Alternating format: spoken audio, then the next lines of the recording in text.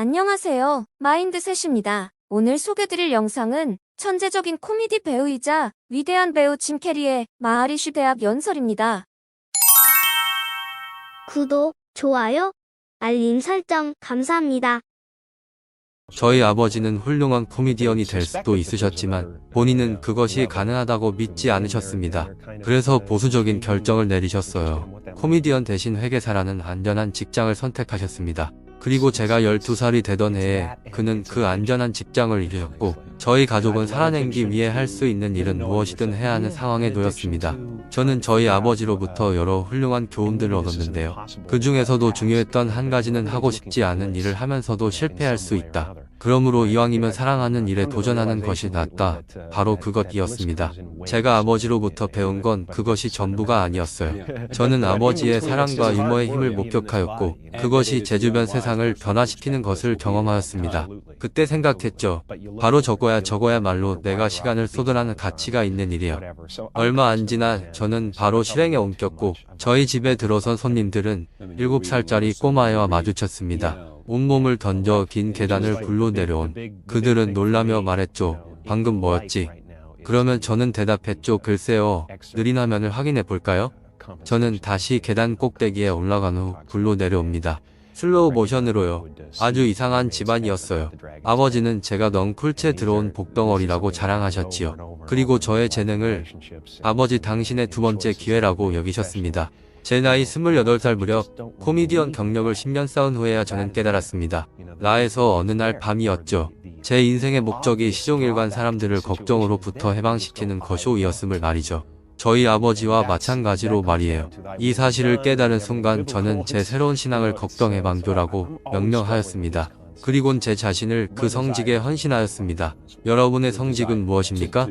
어떻게 세상에 기여하실 건가요? 세상이 필요한 것을 채워줄 수 있는 여러분만의 재능은 무엇입니까? 그것만 알아내시면 돼요. 여러분들이 경험하실 일들을 먼저 경험해 본 사람으로서 저는 말씀드릴 수 있어요. 여러분들이 타인들에게 미치는 영향은 가장 가치 높은 화폐입니다. 세상에서요. 왜냐하면 삶 속에서 얻는 모든 것들은 썩고 허물어지고 여러분이 유일하게 남기는 흔적은 여러분 가슴속 그것이기 때문입니다. 제가 사람들을 해방시키기로 결심한 것, 사람들을 걱정으로부터 해방시키기로 한 제 결정은 저를 산 정상에 올려놔 주었어요. 지금 제가 선 자리를 봐요. 제가 무엇을 할 수 있게 됐는지 보세요. 제가 가는 곳 어디에서든 약간 감정이 복받치는 것을 양해 부탁드립니다. 왜냐하면 이 기억에 접근할 때마다 정말 믿겨지지 않아서요. 제가 했던 어떤 행동은 사람들이 그들 최고의 모습을 저에게 보여주도록 유도했어요. 제가 어디에 가던 간에요. 저는 산 정상에 올라와 있고 당시에도 마찬가지였지만 제가 해방시키지 못한 유일한 사람은 제 자신이었습니다. 그리고 그때 제 정체성에 대한 방황이 깊어졌죠. 저는 물었습니다. 내 유명세가 없었다면 나는 뭐가 됐을까? 사람들이 듣고 싶지 않은 말들을 했다면 나는 뭐가 됐을까? 나에 대한 그들의 기대치를 저버렸다면? 내가 그들의 파티에 마디그라 박쥐 가면을 쓰지 않고 찾아가 부스란 움품을 주는 대신 상의를 올려달라고 요청을 거절했다면? 잠시 그 이미지를 머릿속에서 지우기 위한 시간을 드리도록 할게요. 하지만 여러분들은 이미 남들보다 앞서 계세요. 이미 스스로가 누구인지 알고 계시잖아요. 그리고 그 평온, 우리가 추구하는 그 평온은 인격적 저 너머 어딘가의 남들의 시선, 인위성과 가면, 저 너머 심지어 노력 저 너머에 존재합니다. 여러분은 게임에 합류하여 전쟁을 치르고 온갖 형태를 원없이 취할 수 있어요. 하지만 평온을 찾기 위해선 갑옷을 벗어야 합니다.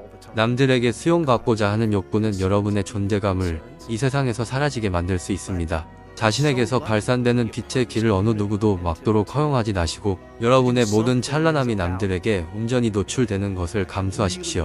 그림이 내려온다. 더 커야 되는데 이 그림이 큰 데에는 이유가 있습니다. 제목이 높은 존재감이거든요. 자신의 빛을 발견하고 그것이 남에게 노출되는 것을 무릅쓰는 것이 주제입니다. 문제는 말이죠. 모두가 빛에 끌려온다는 사실입니다. 맨 위에 파티 주관자는 의식불명의 상태를 행복이라 생각하며 시종일관 여러분을 비울 공허의 술잔을 권합니다. 그녀의 아래에 있는 고뇌라는 이름의 남자는 빛을 증오합니다. 여러분이 잘되고 있는 것을 견디지 못하죠. 오직 당신에게 최악만을 기원합니다. 그의 아래에 있는 다이아몬드 여왕은 그녀에게 카드로 만든 집을 지어줄 왕을 찾고 있습니다. 그리고 맨 아래에 공허한 자는 여러분의 다리를 붙잡으로 말합니다. 제발 나를 버리고 가지 마. 난 이미 내 자신을 버리고 왔단 말이야. 라고 저는 이 말을 자주 해왔습니다.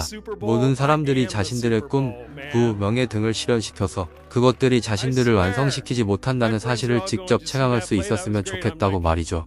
두뇌의 상상력은 끊임없이 좋고 나쁜 시나리오를 생산해내는데 자아감은 여러분을 그러한 두뇌의 회로 속에 가둬놓으려 노력합니다. 간혹 저 같은 사람을 보며 저희는 어떻게 하면 그렇게 높이 올라갈 수 있을까요? 어떻게 하면 저런 저희 집의 높이엔 너무 큰 그림을 그릴 수 있을까요? 당신은 어떻게 그렇게 높이 날아다니죠?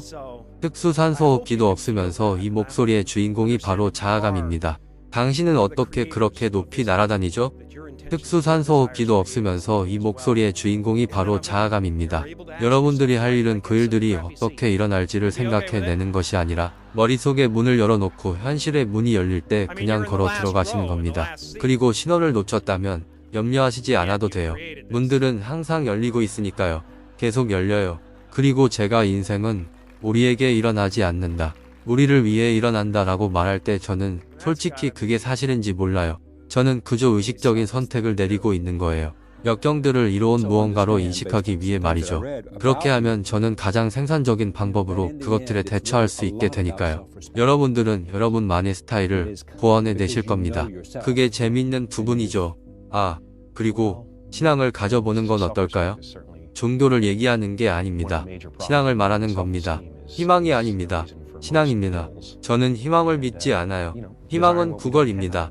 희망은 불 위를 걸어가는 행위고 신앙은 그 위를 건너뛰는 겁니다.